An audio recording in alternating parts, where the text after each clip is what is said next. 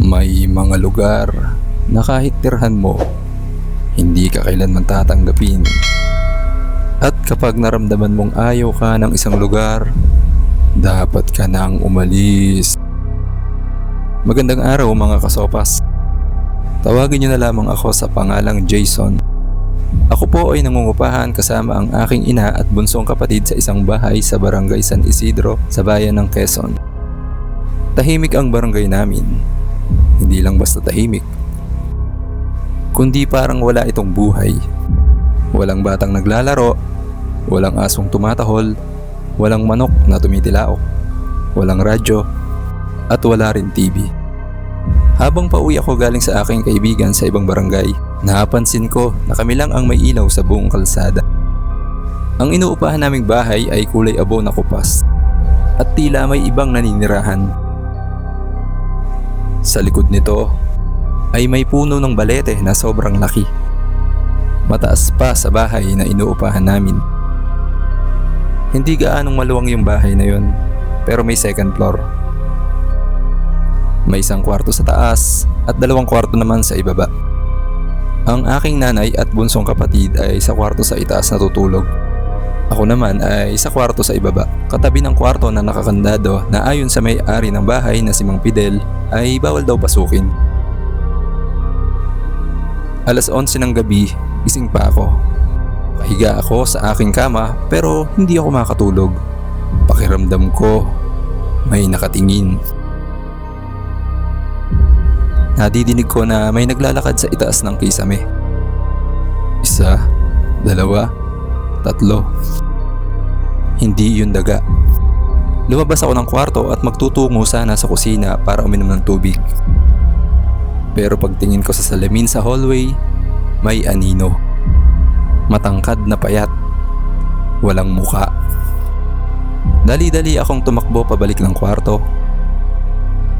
Kinabukasan, habang nagwawalis ako sa bakuran, may nakita akong bata sa bintana. Hindi siya kumikilos, hindi kumukurap, at parang hindi rin humihinga.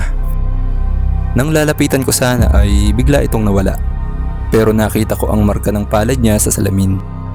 Maliit, parang palad ng batang matagal nang umiiyak. Simula noon, gabi-gabi ko nang nadidinig ang iyak ng bata galing sa kwarto na nakakandado. Hanggang nung isang gabi, umiral ang katigasan ng ulo ko.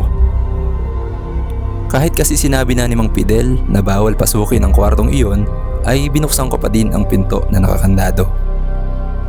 Sinira ko ang kandado nito gamit ang martilyo. Pagpasok ko sa loob, may mga laruan na sira, mga manikang walang ulo. Sa dingding naman ay may mga guhit ng bata na paulit-ulit gumuhit ng isang bagay. Isang bahay, isang salamin, isang batang nakakulong. Maya-maya ay lumabas na ako ng kwarto dahil hindi maganda ang pakiramdam ko habang ako ay nasa loob ng kwartong iyon. Ayon sa may-ari ng inuupahan kong bahay na si Mang Fidel, may bata daw na isinilang sa bahay na iyon. Hindi siya matanggap ng ina. Dahil tuwing titingnan daw ng ina ang bata, ay iba ang nakikita nito. Kaya ikinulong ng ina ang bata sa kwarto at ikinandado. Isang gabi habang umuulan, naririnig ko na may kumakalabog sa loob ng kwarto, nakatabi lamang ng aking kwarto.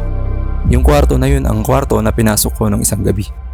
Dali-dali akong lumabas ng kwarto ko para tingnan. Dinig na dinig ko ang malakas na kalabog sa pinto galing sa loob na tila ba gustong lumabas. Hinahampas ng malakas ang pinto.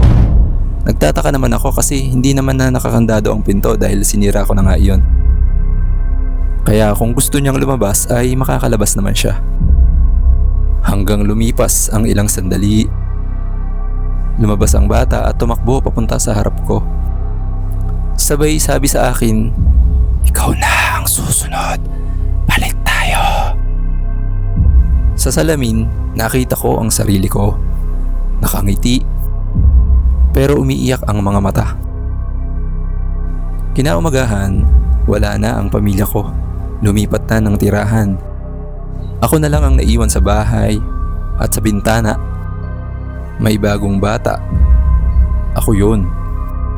Kung sakaling may marinig kang iyak mula sa kwarto na nakakandado, huwag mong bubuksan dahil baka ikaw na ang hinihintay na kapalit.